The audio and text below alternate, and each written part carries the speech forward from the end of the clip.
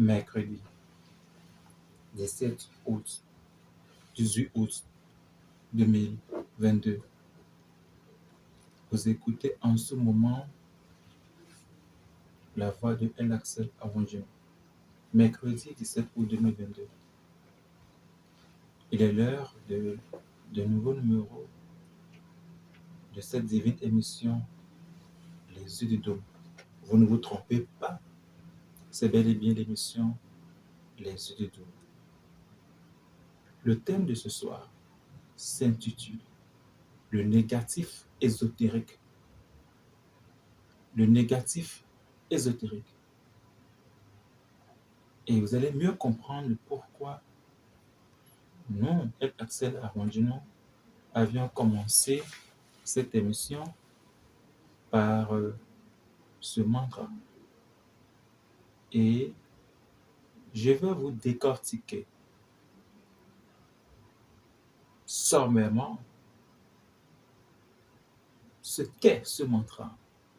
Et peut-être que à la fin, nous allons ensemble le pratiquer encore. Le négatif ésotérique. J'aimerais que le technicien, s'il est avec moi, qu'il nous joue une petite musique pour qu'on puisse entrer en plein pied dans ce numéro. Merci. Le négatif ésotérique. Le négatif ésotérique n'est pas mauvais. Le négatif ésotérique n'est pas du tout mauvais. Le négatif ésotérique n'est pas le mauvais. Le négatif ésotérique tire sa source même dans l'androgénérité de la création depuis les premières racines.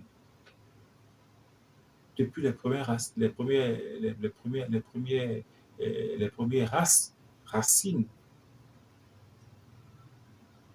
Et j'aimerais vous dire que notre monde dans lequel nous sommes est régi par la polarité. Nous sommes dans un monde de polarité. Du bien, on désigne par polarité deux choses contraires mais complémentaires. Deux choses de nature contraire mais qui sont complémentaires. Nous sommes dans un monde du yin et du yang du côté des Chinois, du bien et du mal, du soleil et de la lune, du plus du moins, de l'homme de la femme, du masculin et du féminin, de l'électricité et du magnétisme, de Shiva et de Shakti, d'Osiris et d'Isis, de Sekolissa et de Minona. Voilà. Nous sommes dans un monde de polarité. Et en chakrologie, on parlera de Ida de Pingala. Voilà. Du devant et du derrière, du gauche et du droite. Voilà. Du haut et du bas. Voilà la polarité. Le haut et le bas. C'est deux directions de polarité. La gauche et la droite. C'est deux directions de polarité. L'avant et l'arrière. C'est deux directions de polarité. Ok? Le feu et l'eau. C'est deux éléments contraires mais qui sont liés entre eux. L'homme et la femme. Le soleil et la lune. Le plus, le moins. L'électricité, le magnétisme. Isis, Osiris. Sagol Sagbajumon et les Minonans. Shiva et Shakti. Le bien et le mal. Voilà la polarité. L'air et la terre. Voilà les polarités. L'air et la terre. L'eau et le feu. Voilà les éléments polarité. Et nous voyons des quatre éléments. Vous voyez? Gauche, la droite. Et ces polarités sont nécessaires pour la vie. Dans la genèse même de la cosmogonie, c'est cela. Dans la genèse même de la cosmogonie, c'est cela. Et le négatif ésotérique C'est un mystère, en fait, c'est un arcane même ésotérique. Le négatif ésotérique, c'est le deuxième arcane majeur. Le négatif ésotérique est le deuxième arcane majeur. C'est très important. C'est très, très important. Alors, j'aimerais rappeler à votre conscience que quand on parle du négatif ésotérique, ce n'est pas ce à quoi votre cerveau ou votre conscience fait allusion. Quand quelqu'un de mon rang, quand un kahuna ou un instructeur spirituel établi, un instructeur spirituel établi, parle du négatif ésotérique, ce n'est pas ce que vous pensez. C'est la raison pour laquelle j'ai dit d'entrée de jeu que le négatif ésotérique n'est pas du tout le mauvais ou mauvais. Le négatif ésotérique n'est pas mauvais et le négatif ésotérique n'est pas le mauvais. C'est deux choses différentes aussi. Parce que le mauvais caractérise un acte ou quelque chose, mais ce qu'on nomme le mauvais caractérise un égrégore, une entité. C'est deux choses différentes. Mais le négatif ésotérique est avant tout ça, compose tout ça, et au-delà de tout ça, et abstrait de tout ça. C'est des arcanes hermétiques, c'est des cônes. Le négatif ésotérique n'est pas mauvais. Le négatif ésotérique n'est pas le mauvais. Le négatif ésotérique est avant tout ça, est tout ça, est au-delà de tout ça, et est abstrait de tout ça.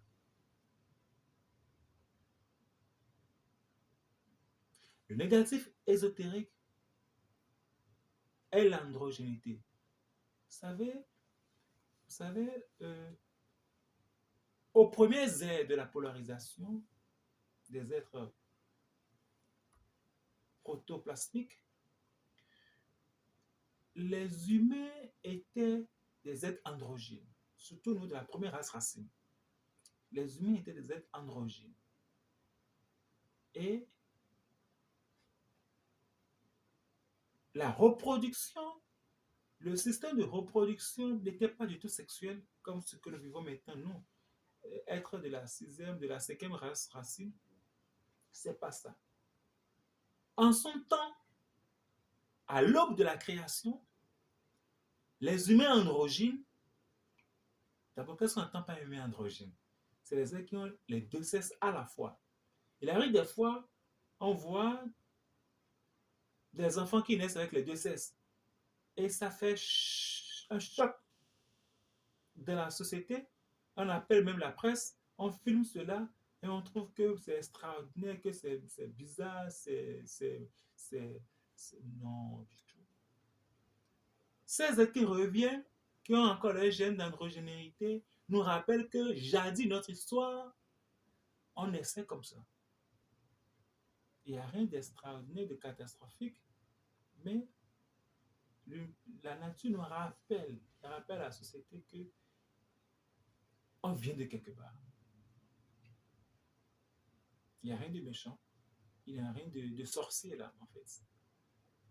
C'est la mauvaise compréhension des principes de l'universel qui font que l'homme tasse tout ce qu'il ne comprend pas de facto de sorcier, de facto de méchant, de facto de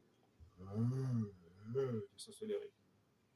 Quand l'humain ne comprend pas quelque chose, quand l'humain ne comprend pas le modus operandi de quelque chose, systématiquement, c'est que c'est sorcier, c'est que c'est la sorcellerie. Non. Du tout. Du tout. Du tout. Il n'y a pas plus longtemps, on croyait que au-delà des mers, c'était le néant. Au-delà des mers, c'était le vide. Et que si on allait loin dans la mer, sur l'océan, on allait tomber dans un vide. Alors, il n'y a pas plus longtemps, on pensait que ceux qui revenaient de l'océan étaient des extraterrestres. Parce qu'on n'imaginait pas qu'au-delà des mers, qu'il y a encore de la terre. Ouais. Donc, souffrez que les instructeurs spirituels ou les kahunas qui viennent de loin ou qui sont des vieilles âmes, vous disent des vérités qui peut-être vous choquent, qui peut-être ne sont pas digestes pour vous, mais avec l'esprit analytique, dites-vous, c'est bien possible et plausible. Jadis, les humains étaient des êtres androgynes. Ils avaient les deux sexes à la fois. Et c'est à une seule période de l'année que c'était autorisé de se reproduire. Une seule fois dans l'année, les humains étaient autorisés à se reproduire. Ils rentraient en contemplation et ils s'émanaient. Dès lors que l'être androgyne, qui avait à la fois le sexe masculin et le sexe féminin, quand la période arrive une seule fois par an, tous les êtres androgynes qui étaient à la surface de la Terre, comme à l'unisson, répondaient à l'horloge cosmique interne, à l'horloge cosmique interne, comme la femme aussi a une horloge cosmique, qui est que chaque mois, elle doit faire sa menstruation, avoir ses règles. Vous voyez? Même les végétaux aussi ont leur horloge cosmique interne. Les végétaux savent à quelle période de l'année ils doivent sortir les fleurs, etc., etc. Donc, les êtres androgynes aussi disposaient aussi leur horloge cosmique interne. Et une fois par an, qu'est-ce que se faisait? Ils rentraient en contemplation, ils s'exaltaient, et ils émanaient d'eux-mêmes le négatif ésotérique. Ils émanaient d'eux-mêmes ce qu'on appelle le négatif ésotérique. L'émanation du négatif ésotérique a eu un nom commun que même le quart du tiers de la moitié des initiés avancés ne maîtrisent plus ou bien ils ont oublié même l'ancêtre du nom de ce nom-là. Vous l'appelez maintenant le Fils. Ça me fait sourire quand je vois des initiés ou bien des religieux qui disent notre Père, au nom du Père, du Fils et du Saint-Esprit. En vérité, c'est au nom du Père et du négatif cosmique ou du négatif ésotérique et du Saint-Esprit. Vous voyez pourquoi je vous dis toujours porter la croix, c'est une bêtise? Parce que vous portez des choses que vous ne comprenez même pas. Vous portez des choses que vous ne comprenez même pas, les modes opératoires, le langage hermétique, le verbe consacré. Et les gens la croient sur eux et c'est eux qui veulent tuer Satan. C'est-à-dire c'est un mélange d'ordures verbales. Ouf. J'ai dit, enfin, j'ai sorti ce secret. Le Fils que on nomme le Fils que l'on reconnaît comme étant le Christ ou Jésus le Christ par la suite, c'est l'émanation de l'androgénéité, donc de Dieu, des êtres divinisés, qui donne le négatif ésotérique, qu'est le Fils. Le sexe n'était pas développé. Voilà. La raison pour laquelle vous allez voir ces êtres androgynes, ces enfants, quelques enfants qui viennent de faire au monde comme ça avec les deux, c'est vrai que un sexe est plus développé que l'autre. Les deux sexes ne se développent pas correctement. Jamais. L'un doit être développé plus l'autre. Et maintenant, la médecine est tellement avancée, maintenant qu'on fait l'ablation d'un sexe pour laisser l'autre se développer correctement. Et tout. On en laisse pour voir celui qui est plus développé que l'autre, et puis on supprime ce qui est moins développé, etc. Donc, c'est quand l'être androgyne, à une seule fois de l'année, s'émane, c'est-à-dire, j'aime pas le mot là, mais c'est pas divisé en fait. L'émanation, c'est pas la division. L'émanation, c'est que c'est une duplication, une multiplication. Et non division. Parce que diviser, c'est comme si on séparait et puis l'un perdait quelque chose. Non, l'émanation, l'être androgyne ne perd rien de lui en fait. Il se dupliquait. C'est comme si on fait la photocopie. Vous voyez, quand on fait une photocopie, l'original ne perd rien de sa qualité ni de sa texture. ni de son contenant ou contenu, j'en sais rien, ni de ses écrits. Voilà, quelque chose comme ça. Donc, c'est ça le Fils, c'est ça l'être, ce que nous nommons dans la quête hermétique supérieure, le négatif ésotérique. Pourquoi je vous dis tout ça? Parce que je vous prépare un peu à avoir la température de la conférence qui sera animée le samedi 27 août du côté de la DMA pour célébrer les 9 ans de l'émission Les Idées Doom. Et donc, nous distribuerons ce jour-là à tous les participants l'amulette Numbudo Tose qui a 6 des arcanes hermétiques. Je répète, nous allons distribuer le jour de la conférence à tous les participants une amulette qu'on l'on appelle Numbudo Tose. Numbudo, ne m'a dit mon donnant.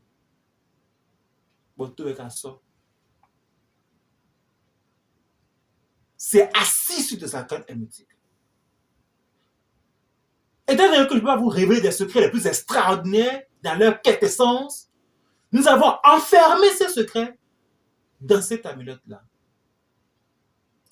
Et quand on va vous expliquer le modus operandi de l'utilisation de cette amulette, comme à votre habitude et comment se connaît, vous allez encore m'applaudir encore de nouveau.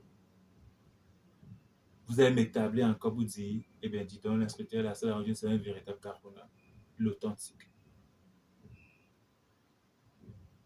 Vous pouvez après, en son temps, prendre l'amulette et aller vérifier par le phare, hein, où vous voulez. Et vous allez entendre ce que le phare va vous dire sur cette amulette-là. Comme d'habitude, vos propres boconos seront jaloux, vont demander à me rencontrer. C'est comme ça que la plupart des gros boconos, des grands boconos courent vers moi pour dire, mais dis donc, mais quand bio, c'est ça. Un Kahuna, c'est un gros sorcier dangereux. À zéro, mais non. À zéro, mais non. Et quand les traits dansent mystiquement, vous voyez un Kahuna ne peut pas d'épée, ne fait pas trop de boucan. Quand vous le regardez droit dans les yeux, vous allez voir l'océan de connaissances dans ses yeux, dans ses petits yeux et dans son sourire.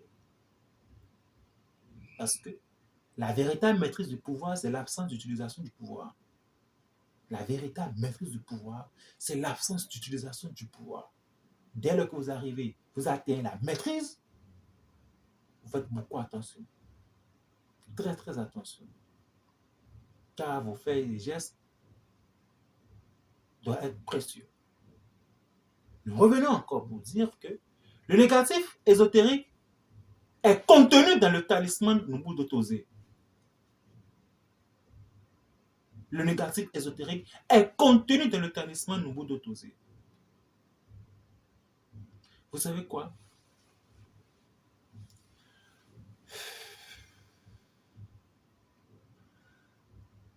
L'explication ou la sortie du talisman Numbudo Tose remonte dans les années 40. La sortie du talisman Numbudo Tose remonte un peu avant la Deuxième Guerre mondiale, que ça a été planifié. Je vous dis la vérité, et pourtant c'est vrai. Vous avez dit, mais écoutez, l'accès, on dit qu'est-ce que tu racontes, tu n'étais pas né dans les années 44-45, la Seconde Guerre mondiale. Vous en savez quoi? Vous en savez quoi? Il y a un maître, je tais son nom, un grand lycée de la cour, qui a tout fait pour éviter la Deuxième Guerre mondiale en Europe en son temps. Il n'a pas été compris. Il a été agressé. Il a été... Beaucoup de choses sont passées. Et il s'est fatigué. Et il s'est retiré au Tibet.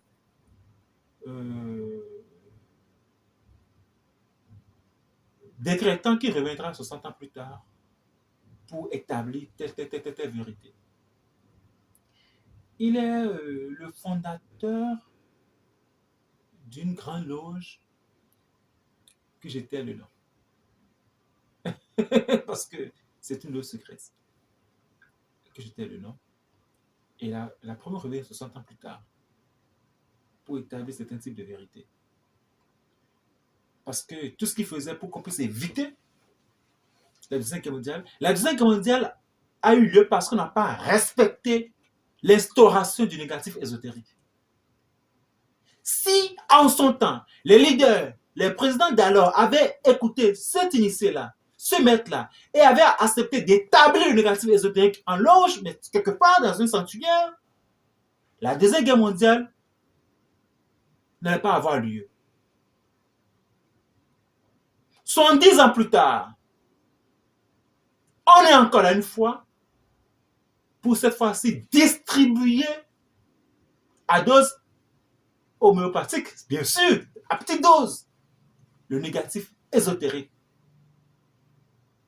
Parce que nous avons fini par le plus l'établir. Qui est alors ce monsieur-là? Il a cela plus de 70 ans, je n'en sais rien. Et qui est alors la seule, je n'en sais rien. Et qui est, qu'est-ce que ça veut dire tout ça? Je n'en sais rien. Ceux qui sont avancés des arcanes hermétiques et qui ont digéré l'arcane ésotérique, le fils ou bien le négatif ésotérique, peuvent déjà comprendre ce genre de choses par tous les sur les radios. Alors nous sommes en train de répondre à un programme cosmique. Car il y a le nom de Dieu qui se condense dans quelque chose que l'on nomme, je vais le prononcer une seule fois à la fin de l'émission, parce que ce n'est pas conseillé de répéter, de le prononcer même machinalement. Au niveau des Hébreux, au niveau de la Kabbale, le nom de Dieu se retrouve dans 4 lettres hébraïques. On dit Iotre Vafre. Iotre Vafre. Tout le secret, tout le nom de Dieu se résume là. Mais en vérité, on ne dit pas Iotre Vafre. Non, ça ne se lit pas comme ça. C'est la raison pour laquelle je vous enseigne toujours d'aller à l'école de la connaissance auprès des Kahuna, qui sont des gardiens des arcanes hermétiques supérieurs et mineurs, pour vous faire enseigner les principes et les lois. On ne dit pas Iotre Vafre. Quand j'entends les gens répéter ça, même des kabbalistes, je souris. Du tout. Je suis désolé. Ce n'est pas un débat, parce que le Kahuna ne fait pas de débat. Il établit des lois. Où il réveille la conscience à mieux voir les lois et les principes qui sont déjà établis. Car tout est déjà accompli, en fait. En vérité, tout est déjà accompli. Le Kahuna que je suis pas là pour réinventer la roue, mais juste pour éveiller la communauté, les initiés, les aspirants, les chélas, dans comment les choses doivent se faire de façon authentique. Donc, on ne dit pas Iotre Vafre, et puisqu'on ne dit pas Iotre Vafre, je vais vous expliquer pourquoi. Dans cette combinaison de ces 4 hébraïques qui composent le secret, le nom de Dieu, qu'on ne prononce pas comme ça, je dirais en quoi cet ensemble se retrouve une seule fois vers la fin de l'émission, pour ceux qui vont garder les coups jusqu'à la fin. Je vous expliquerai tout cela par la décomposition synoptique ou bien terre à terre de ces 4 lettres-là. En vérité, les 2 grands principes, à la fois macrocosmiques et microcosmiques, se retrouvent dans ces 4 lettres-là. Le macrocosme et le microcosme se retrouvent dans ces 4 lettres-là. La première note, iode, véhicule et schématise le principe éternel masculin. La première note, iode, véhicule et schématise le principe masculin cosmique. La deuxième lettre, ré, véhicule et schématise et condense le principe macrocosmique féminin. La deuxième note, ré, He, H-E. Véhicule schématise et condense le deuxième principe éternel féminin. Ok? Et la troisième lettre, thou, véhicule et schématise le principe individualisé ou microcosmique masculin qui est symbolisé par le phallus de l'homme ou le sexe de l'homme. La troisième lettre, thou, véhicule et schématise le principe individualisé microcosmique masculin et le principe individualisé ou le principe microcosmique masculin chez le garçon, chez l'homme, c'est le sexe, son sexe. Le sexe de l'homme, de garçon, d'un homme. Le zizi, quoi. Vous comprenez? La troisième note, ré encore. H-E, véhicule et schématise le principe microcosmique individualisé chez la femme qu'on appelle le ionis, qui est, m'excusez, je suis tenu de le dire pour que chacun comprenne ce que c'est en train de dire, qu'on appelle le vagin. Voilà. Excusez-moi d'être grossier, mais ce n'est pas grossier. Je suis un enseignant, je dois dire les choses telles qu'elles sont pour qu'on ne mélange pas ce que je suis en train de dire. Que la compréhension soit digeste. Je le répète encore. Dans ces quatre liens se trouvent à la fois le principe macrocosmique et le principe microcosmique. Et les deux s'enchevêtrent. On parlera du sceau de Salomon et tout ce que vous voulez. Par la suite. Alors, donc je dis, premier principe, iode. Principe masculin éternel ou macrocosmique masculin. Ré, principe macrocosmique féminin. Vo, principe microcosmique masculin qui se représente chez l'homme par son phallus ou le sexe du garçon. La verge, quoi. Ok? Et ré, encore, le principe microcosmique féminin que l'on perd en langage hermétique, le ionis, qui est schématisé chez la femme par son vagin. Ainsi donc, on ne dit pas iode ré va ré, car c'est trop dense. C'est trop puissant, c'est interdit de prononcer ainsi. Quand les gens disent iode ré va ré, ils déploient des forces qui peuvent les emporter.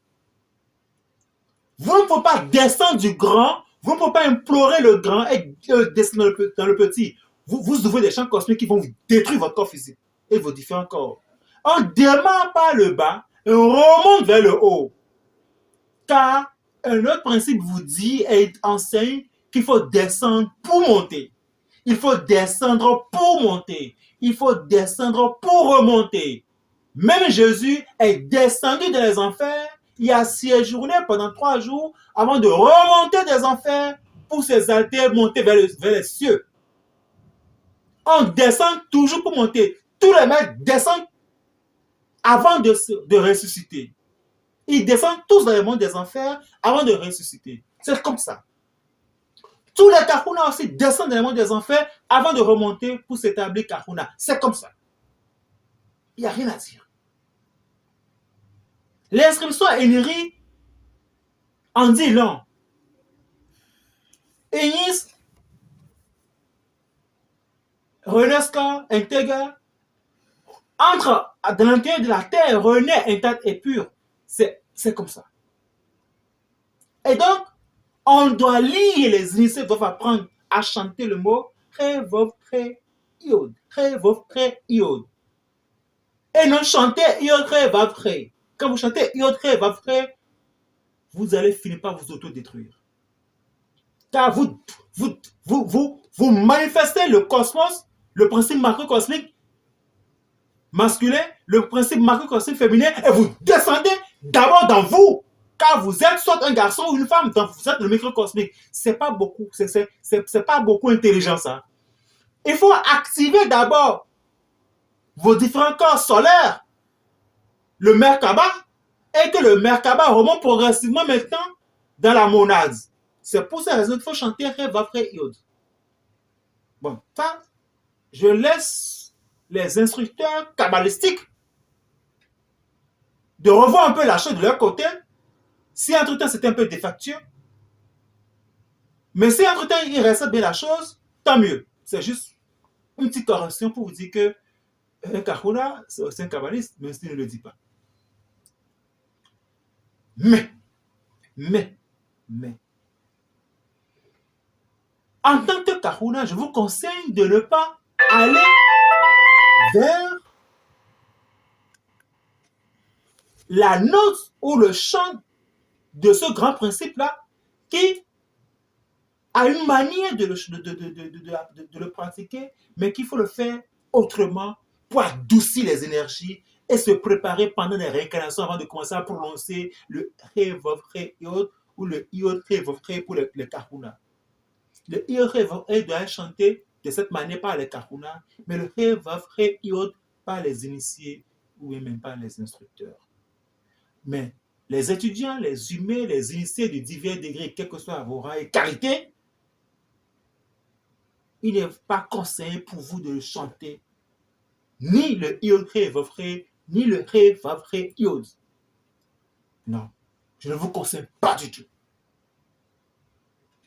Il faut être très avancé avant de toucher à la fois du macrocosme au microcosme ou du microcosme au macrocosme. Il faut être très avancé pour aller à ce niveau.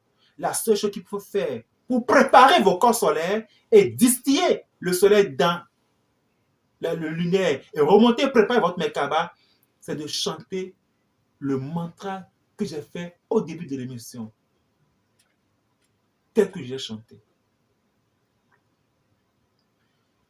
C'est ça. Et c'est comme ça que vous allez préparer vos différents corps et vous allez devenir progressivement des êtres solaires. Je dis bien des êtres solaires. Vous serez comme des soleils.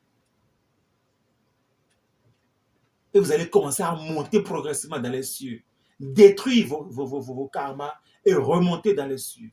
Et tous ces enseignements secrets sont condensés, en fait, dans le talisman, dans l'amulette Mbudotozi, qui vous sera distribué. Parce que partout vous dit. L'amulette Mbudotozi sera distribuée à tous les participants qui viendront à la conférence pour célébrer avec nous les 9 ans de l'émission Les Idées de Zoom. Mes amis, il faut avoir de la matière pour tenir 9 ans non-stop en enseignement hermétique. Et qu'à chaque émission, un nouveau thème. À chaque émission, un nouveau thème. Je vous assure, il faut avoir de la matière. N'est pas animateur d'une émission spirituelle non-stop sur 9 ans, qui veut, mais qui a été établi. Je me répète, n'est pas animateur d'une émission spirituelle sur 9 ans non-stop, sans interruption, avec plus de 500 thèmes développés, sans oublier que nous avons eu à faire 2 émissions sur 2 chaînes, sur des années, plus de 500 thèmes développés, il faut avoir de la matière. Ce n'est pas un jeu. Ce n'est pas lire 2 ou 3 bouquins. Non, non, non, non, non, non. Je vous invite, vous qui me suivez en ce moment, d'ici 1 minute, technicien, il me reste comme 2 minutes. Ok. D'ici quelques minutes, nous allons reprendre encore le mantra ensemble et vous allez bien apprécier. Et vous pouvez le faire chez vous à la maison, tout simplement. Vous allez progressivement commencer à grandir. Vous allez comprendre progressivement la science Nahal, la science serpentine. Et même quand vous allez resuivre le Harry Potter avec le côté des serpentines, etc., vous allez comprendre beaucoup de choses. La science Nahal, c'est la science du serpent. Vous allez comprendre pourquoi est-ce que le serpent siffle. Parce que le serpent n'est que la Kundalini. Le serpent, c'est l'Esprit Saint. Le serpent, c'est la Kundalini. Le serpent, c'est la caducée des maîtres trismégistes que vous voyez déformée sur la caducée, le symbole de la pharmacie. Parce que jadis, le symbole de la pharmacie, c'est ils ont volé ça du caducée des maîtres trismégistes. C'était 2 serpents et non 1 serpent. Et la caducée est toujours ailée. Mais au niveau de la médecine ou de la pharmacie, il n'a plus les ailes, il n'a plus le 2e serpent. C'est un dessin.